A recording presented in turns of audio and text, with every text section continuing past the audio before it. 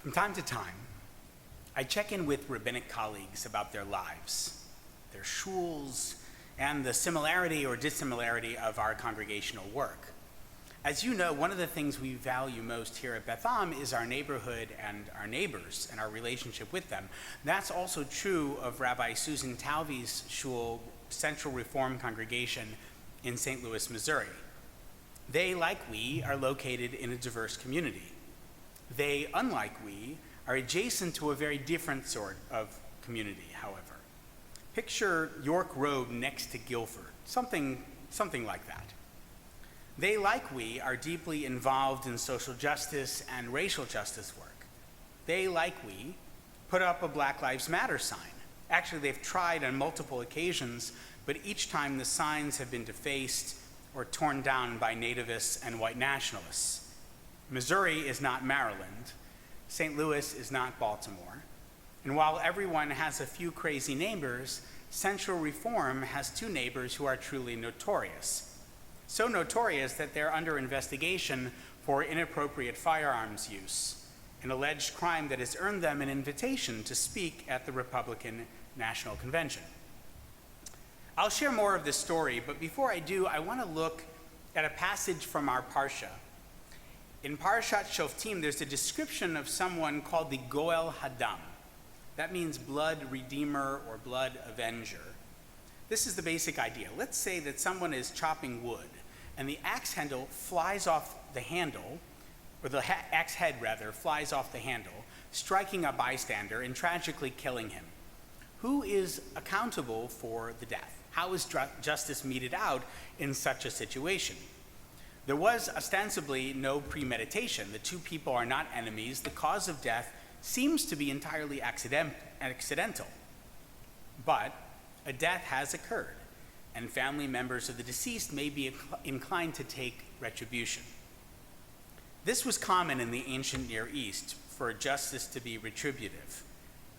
Even if there is acceptance that manslaughter is not murder, who is to say without evidence or a trial whether this was in fact unintentional? Maybe the woodkeeper secretly wanted to kill his friend. Maybe someone tampered with the axe handle. Time and evidence are required to make sound and just decisions. To forestall cycles of retributive or vigilante justice, the Torah offers a novel approach. The Parsha begins, tzedek, tzedek, tirdof, justice, justice, you shall pursue, as you heard Abby chant so beautifully a little while ago. How do you pursue justice when the facts of a case are uncertain? When a life has been lost and where people may have a tendency to take law into their own hands? The solution is to create a total of 9 arei miklat. These are cities of refuge on both sides of the Jordan. These cities are designed to be reachable from any location and quickly enough to prevent the blood avenger from reaching the manslayer. V'lo yishafech dam naki b'kerav artzecha asher Hashem Elohecha noten lecha nachala vaya alecha damim. Thus, blood of the innocent will not be shed, bringing blood guilt upon you in the land that the Lord your God is allotting you. And what's the underlying motivation for this?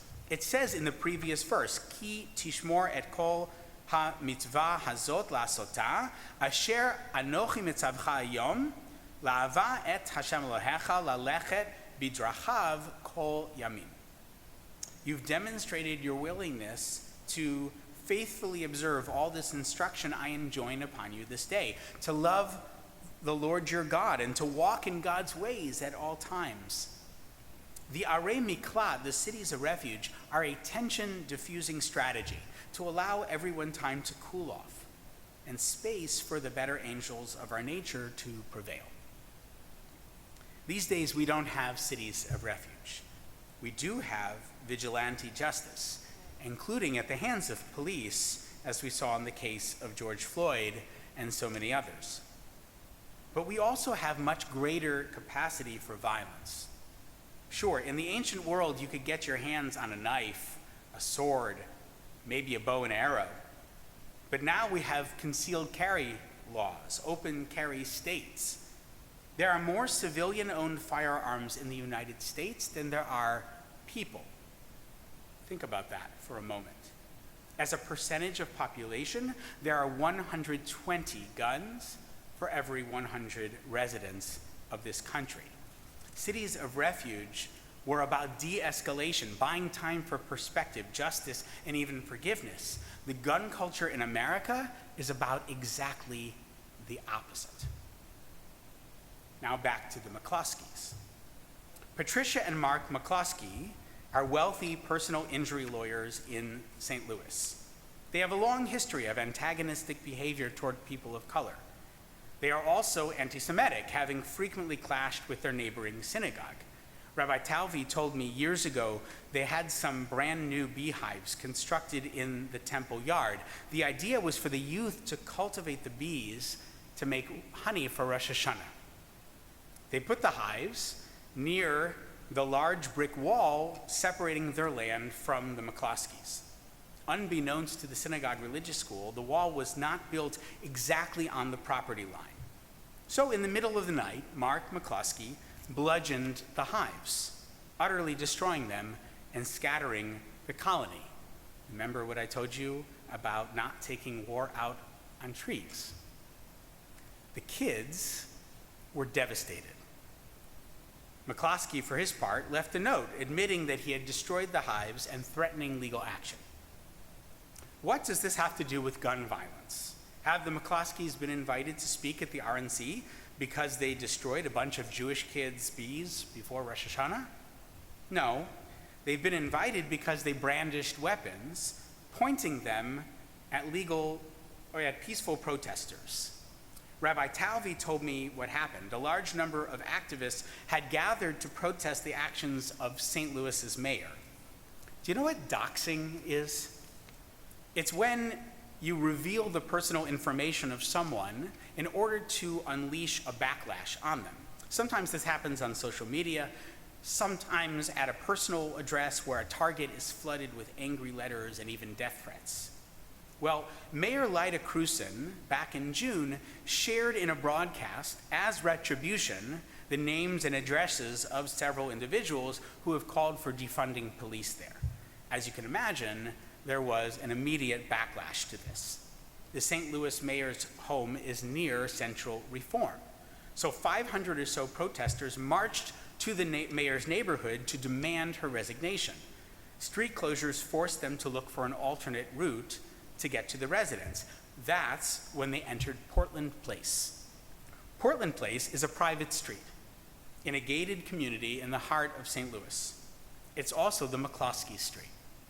The McCloskeys claim the gate was broken down by rampaging protesters, but the activists say that the gate was open, and video evidence clearly shows them marching peacefully through an undamaged gate.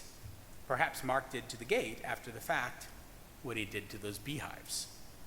Anyway, the McCloskeys came out of their enormous home with weapons, Mark with a rifle and Patricia with a handgun, pointing them directly at the crowd. "Get out of our neighborhood," they shouted. The McCloskeys have been charged with felony unlawful use of their weapons. Now, there's more to say about this, including the history and nature of these private gated communities, whether in St. Louis or here in Baltimore, which were constructed frequently and covenanted to protect white people and to keep black people out. There's more to say about the relationships between protected communities like that and the castle doctrine that the McCloskeys claim gives them the right to use even deadly force on their property.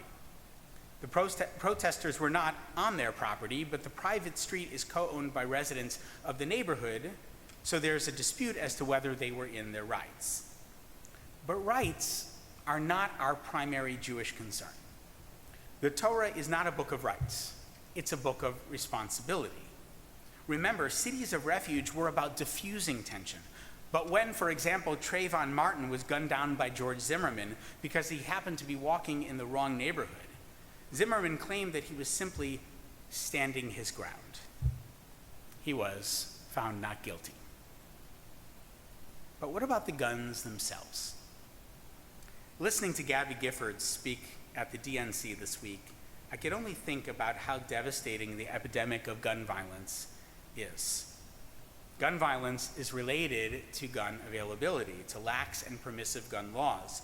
And these laws, just like the laws that enabled anti-Black and anti-Jewish restrictive covenants for many years, create not opportunities for peace and calm, for de-escalation, but countless opportunities for violence.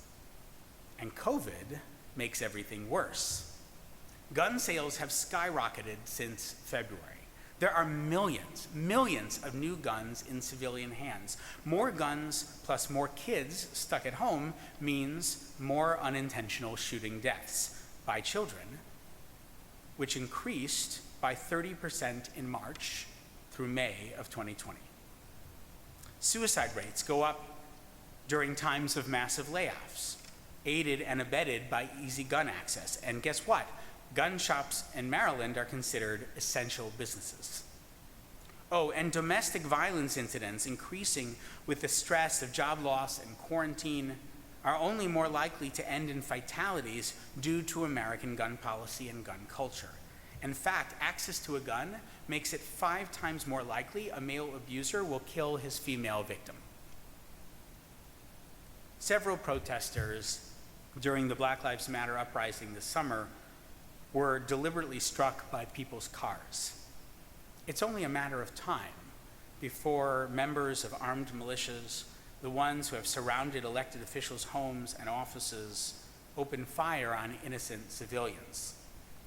These are the people that we should fear, not those with signs and slogans rightfully upset about structural racism, using their freedom of speech to make change.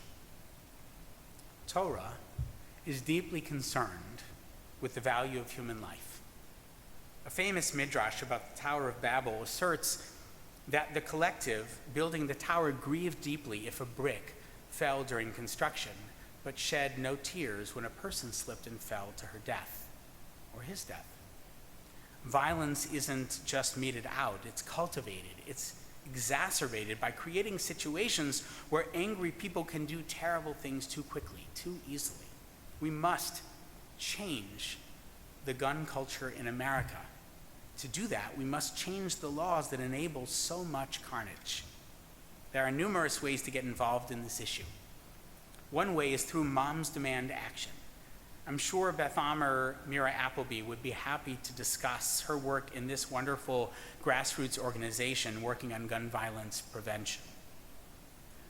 Our Parsha mentions 2 words for justice. One is tzedek, the other is mishpat. According to the legendary 20th century scholar Eliezer Berkovitz, as quoted in our Chumash, tzedek is about legal procedures, but mishpat is about cosmic justice, about ensuring that the laws reflect the greater good, a God's eye view, if you will. Looking down on the McCloskeys brandishing their weapons at those exercising their First Amendment rights to demand justice of their elected officials, I can't imagine the Kadosh Baruch Hu was all that pleased. Folks, we can do better. We must do better. Shabbat Shalom.